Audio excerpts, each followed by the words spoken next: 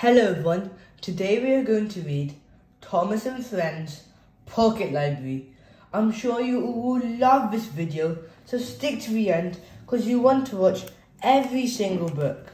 First, we'll go with Sandy and Carly, then Nina, then Diesel, then Canna, then Percy, and then Thomas. So, let's dive straight in and not waste any more time.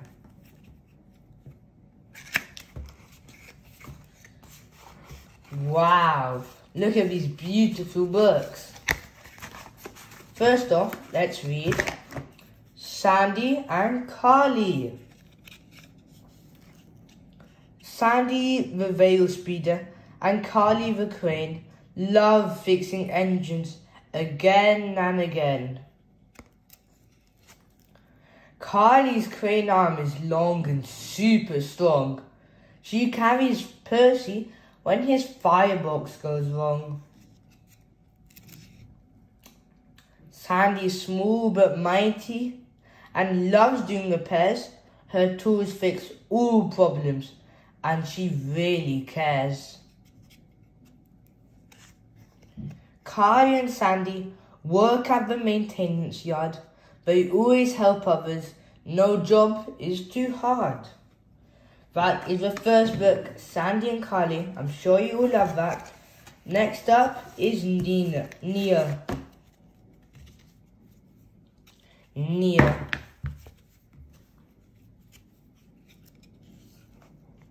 When Nia is in charge, nothing is boring.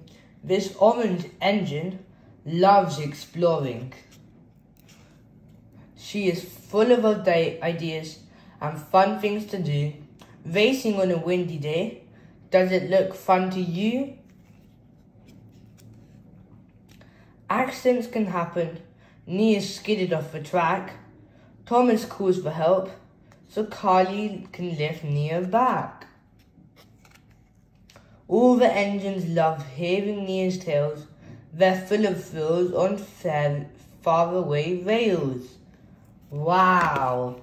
That's our first two done. I'm sure you also all love Nia.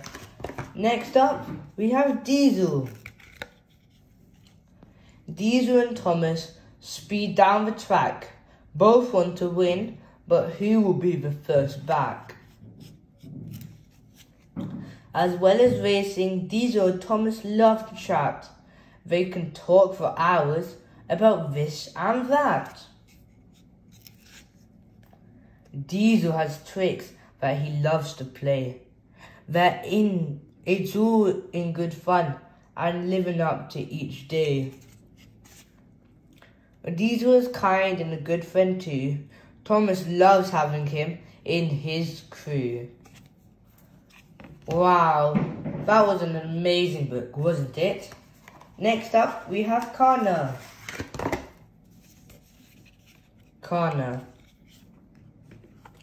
Meet Purple Canna, who's friendly and fast. Powered by her electricity, watch her zoom past. If there's a power cut, Canna's who you need. A burst of energy gets things up to speed. Canna loves soda for many reasons, especially her friends and changing seasons. Canna always helps the team win to the day. Hooray for our friends, all the engines say.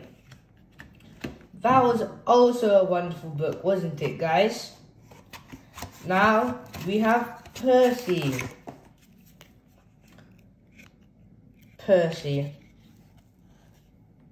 Look, it's little Percy, Thomas's best friend. He loves rushing along every track and bend. Percy helps animals, especially at the farm. A happy cow licks him as he gets to the barn. But being at the farm can be messy too. You can end up with milk and egg on you. Being with Thomas makes Percy's day.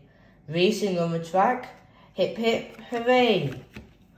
Wow, I'm sure you all love that book too. Last but not least, probably the one you've been waiting for the most, Thomas. Here comes Thomas, ready to start his day. It's sure to be fun with lots of time to play. At the top of the hill, Thomas leaps into the air. Whee, he says, as he lands with care. When he meets Percy, Thomas has a surprise. Crystals in the cave, he can't believe his eyes. He tells Sir Topham Hatt about what they'd found. They'd discovered treasure growing underground. That's it, the 6 books that you have all been waiting for. I'm sure you all love them. And since you've watched to the end, shall we make a puzzle? I know all of you love the puzzle, so let's not waste any time and let's just dive straight into it. Wow, this is going really good so far.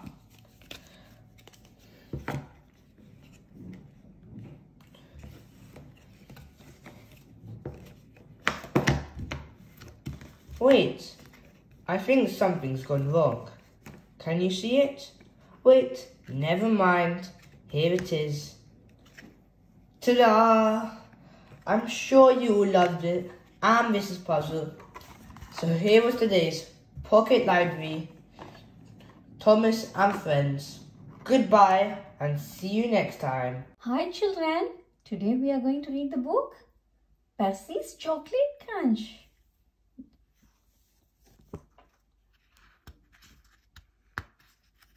A Day Out with Thomas. Thomas and Friends, Percy's Chocolate Crunch. The Fat Controller's engines love being shiny and clean.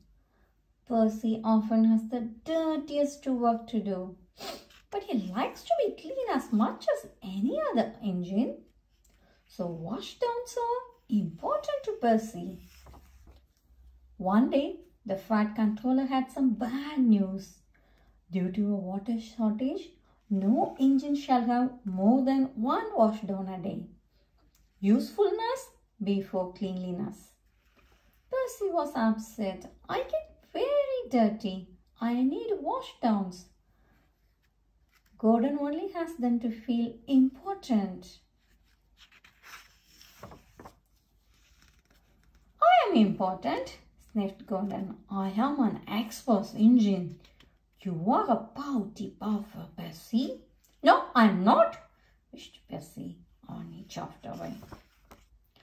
That day, Percy was loading coal trucks. He was trying extra hard to stay clean, but the troublesome trucks were being naughty. As Percy pushed them down the coal chute, they rolled forward. Before Percy could stop, he was under the chute. Cold dust blew everywhere. Oh no, coughed Percy. I'm filthy. Percy felt awful, but he knew he had to carry on. On the way to Brendam Docks, the troublesome trucks teased poor Percy even more. Clickety-clack, don't look back. Dirty Percy's on a track. Be quiet, Percy snapped. When Percy arrived at the docks, he was very upset. From now on, I'm only doing work where I won't get dirty, he said, biffing the trucks into a siding. Harold, the helicopter, was delivering medical supplies to the docks. There was a big pile of cinders and ashes next to him. Just as Percy passed by, Harold took off. He blew cinders and ashes all over everything, including Percy. Not again, Percy called. I want to wash down. Usefulness before cleanliness, his driver reminded him. I want to be useful somewhere where I can't get any dirtier, Percy huffed. There's a load of sugar going to the chocolate factory. We could take the sugar trucks. Sugar, said Percy. That's nice and clean. Percy was pleased, but he didn't know that earlier that day, a leaky truck had spilled oil on the track. When he approached the chocolate factory, his driver applied the brakes, but Percy's wheels just skidded on the oil rails. Oh no! He crashed through the buffers and disappeared into the factory. Oh, Percy made a lot of noise, but the only thing he crashed into was a big tub of chocolate. Yuck! I have never been this dirty. As he steamed out of the other end of the factory, he was covered from funnel to firebox in sticky, gooey chocolate. Back at the sheds, all the other engines thought it was very funny. You look good enough to eat, hooted Thomas. Pudding, Percy, teased James. Said the stern-sounding voice. It was the fat controller. You have had a trying day, Percy, he said. Yes, sir, replied Percy from beneath the chocolate. But you have showed us all that usefulness does come before cleanliness. So you shall have your wash down, and you shall have a new coat of paint. Oh, thank you, sir, exclaimed Percy. He was lost for words. Percy was beaming with delight. The end. Hope you all enjoyed reading this book with us. See you soon on another one. Until then, bye. We are going to see the book Thomas and Friends on Misty Island. Oh, looks like Thomas is getting stuck somewhere. Let's go and see what happens.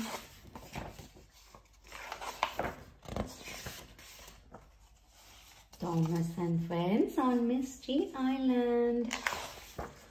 One day, Thomas and Edward had a special job. The mayor needed them to fetch jobby wood from Misty Island. You will need our help, Bash, said Bash and Dash. The lock loaders can be naughty.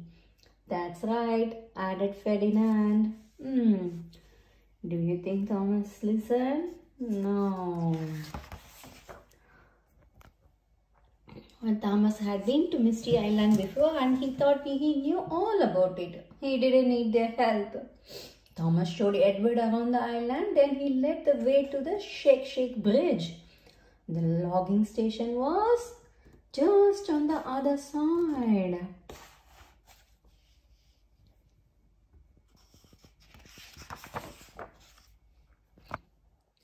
As they crossed the bridge, it wibbled and wobbled under their wheels. Edward was scared. He stopped halfway across and wouldn't budge. Don't worry, Edward, said Thomas. I will fetch the logs, then we can take them back to Soda straight away. Thomas looks like still enthusiastic, isn't it? Let's see whether he needs help or not. Oh, the naughty log loader, oh, Wheezy, picked up some joby logs. Instead of putting on them onto Thomas' truck, he whirled and hurled them up into the air and the logs flew everywhere. Oh, that's not nice. Look at the logs, it spilled all over. It even fell closer to the Edward. Blistering boilers, cried Edward. The logs flew towards him, bounced him off his cab and made the Shake Shake Bridge shake even more. He was more scared than ever. Oh!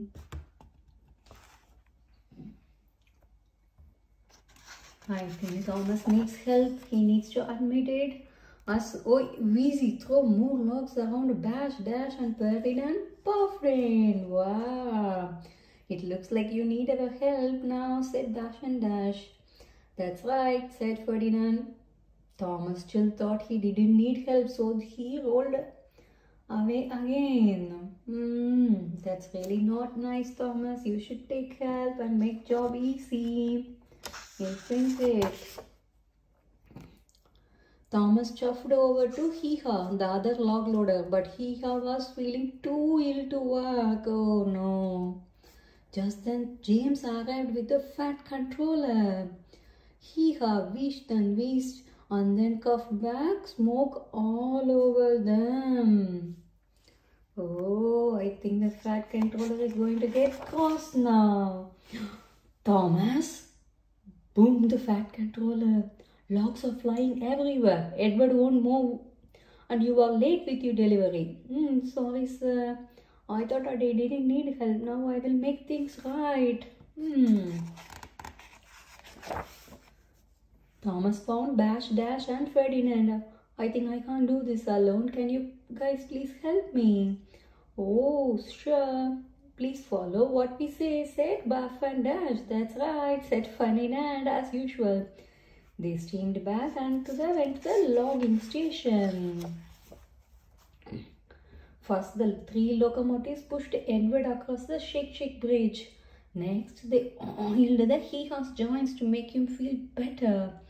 They caught all the logs that OEVZ threw in the air. Soon all the trucks were piled high with jobby wood. Wow, that's really quick. I think together they made the job very quicker. When the 5 engines delivered the word, the fat controller said, "You are all very useful engines. Yes, we make a great team," said all the 5, isn't it? I think when you are a team, you get the job done quicker and more efficient. We can help each other and work as a team. Beep, beep, beep, beep, beep. Bye from Thomas. See you all on the next book. Bye-bye.